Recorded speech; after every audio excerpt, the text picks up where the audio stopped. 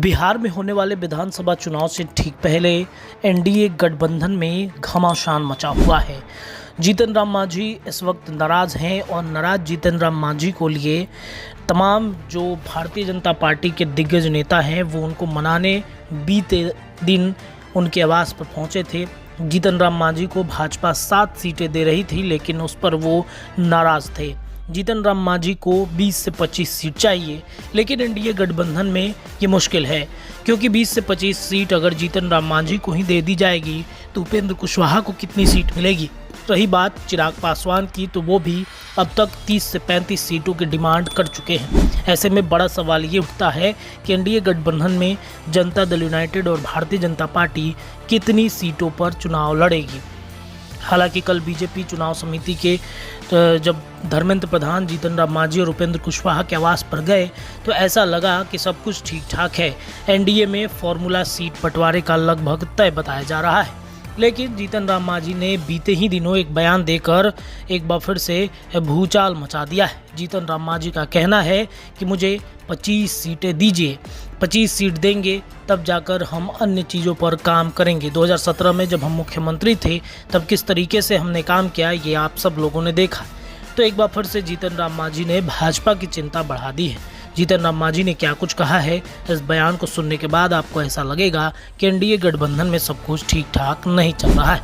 वहीं गुप्त सूत्रों से ये पता चला है कि एनडीए गठबंधन में सीट बंटवारे का जो फॉर्मूला है वो कुछ इस प्रकार है। जेडीयू 101 सीटों पर लड़ेगी, बीजेपी 100 सीट और लोजपा 26, साथ ही एक राज्यसभा और एक एमएलसी की सीट है।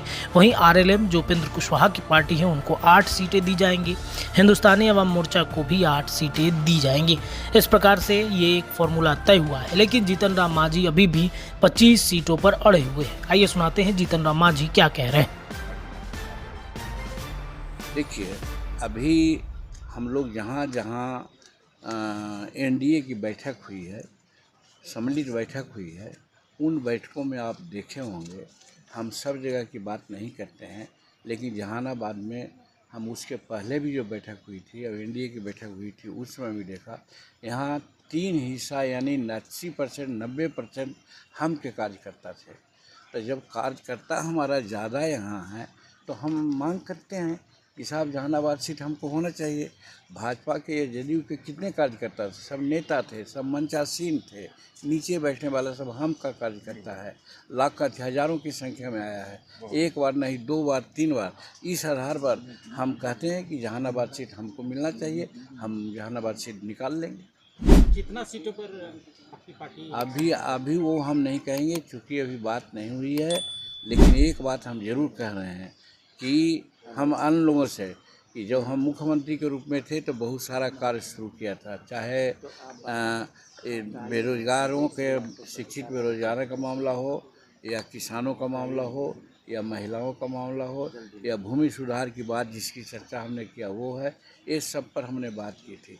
हम कहते हैं कि आज 4 विधानसभा में है, हमारी बात नहीं सुनी गई। आज जो पेंशन बढ़ाए हैं नीतीश कुमार जी बहुत अच्छा किए हैं, 200 से 400 हमने किया था। हम उसी समय चाहते थे कि एचआर करना, लेकिन हम पर दबाव था, हम अपना बल से मुख्यमंत्री नहीं थे, बनाए गए थे, हम 200 पर ही रह गए।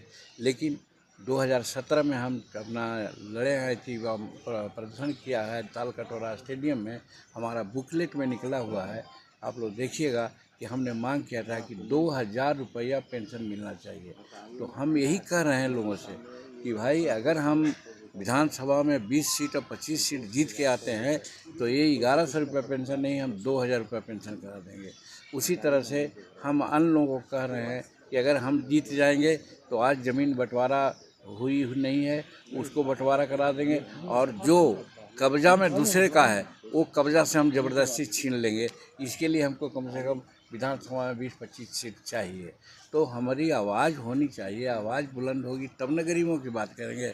आज किसानों के बारे में हम धन्यवाद देते हैं, नीतीश कुमार जी ने 1 से 125 यूनिट फ्री कर दिया है। हम तो यही कर रहे थे कि 125 का नहीं, किसान जो 5 एकड़ ज़मीन रखने वाले हैं उनको बिजली एकदम माफ़ कर दीजिए, और गरीबों को जो बीपीएल से हैं उनको नहीं देना चाहिए। ये हमारे मुद्दा है। हम अपना मैनिफेस्टो में बनाए हुए हैं।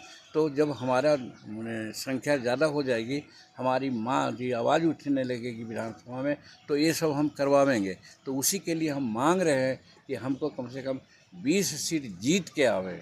तो 20 सीट जीत के आने के लिए मतलब है कि कितना सीट आएगा, कहाँ आएगा, वो आपसे हम नहीं कहेंगे। हम जब एनडीए की बैठक होगी उसमें बात करेंगे। लेकिन मोटा मोटी ये भी है और दूसरा तर्क ये भी है कि 10 साल हमारा हो गया हमारी पार्टी का।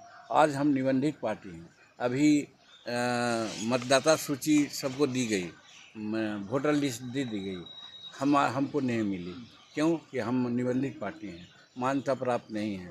तो कम से कम 10 साल राजनीति किया है, 4 गो विधायक है, हर जगह जाते हैं, वहाँ 3 हिस्सा हमारे ही वर्कर रहता है।